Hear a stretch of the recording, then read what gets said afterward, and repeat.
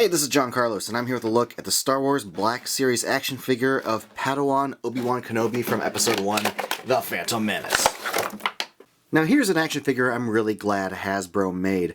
They already made the Qui-Gon Jinn action figure, but you can't really partner him up with the Episode 3 Obi-Wan figure, so now I'm glad we have a proper Padawan Obi-Wan figure, and I think they did a great job with his outfit. Like the sculpt on the tunic is pretty great, and it looks just like how it did in the movie. One little thing that I really liked that they did was on the boots. There is some nice detail on the bottom. There's a little gray wash that highlights some dirtiness against the already dark brown of the boot. So good job to Hasbro for that. The standard Black Series articulation here is definitely happening, except for the wrists both hinge side to side. And we get some new, at least somewhat new to me, articulation here with the elbows, where they definitely keep going quite higher than they used to, and I really, really dig that. Also, the neck, the bottom of the neck where it meets the shoulders is its own joint now, which is kind of pointless to me because, well, you can't, it's hard to grip it to move it, and all you're really doing is moving an Adam's apple. You don't really gain anything from it. There's no new articulation that you notice, so whatever.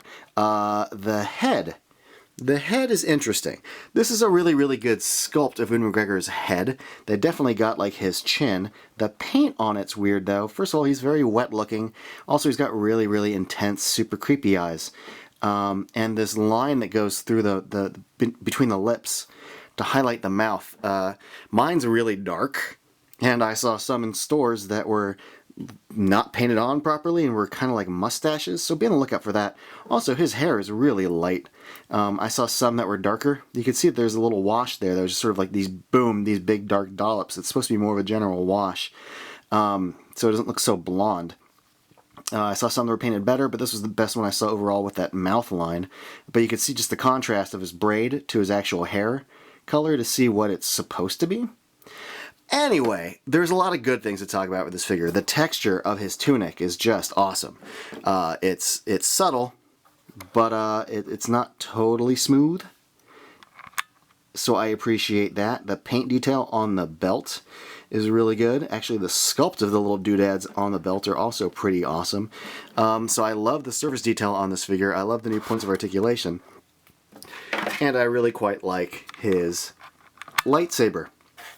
We get his Episode 1 lightsaber, which, besides the little ball at the bottom, I was always really fond of the rest of it. I love the grip and the little emitter at the end. The paint on it's pretty good. The little red dot is neat. The blade is removable, so it's pretty tight though. Holy jeez. There we go. So it is removable, so you can plug it in onto his little hole on his belt right there. I mean, that looks pretty good, right? One of the things that I like about the way Hasbro's handled the lightsabers is these little nubbins plug into the belt really good, but they're not so big that they disrupt the design of the lightsaber and still manage to like fit good in figure's hands and all that. I'm just going to go ahead and put this in his hand now. But let me just say that I do like this figure a lot. It's got some good sculptural qualities. There's not a lot of paint to speak of because of the basicness of his outfit, but man, do I love just the subtle wash on the boots and the texture of his outfit. Good likeness in the head, a little bit of a wet and waxy face, but oh well. But it's nice to have young Obi-Wan joining the Black Series proper, finally. So yeah, thanks for watching everybody, and if you want, you can follow me on social media. I'll put up some links right now.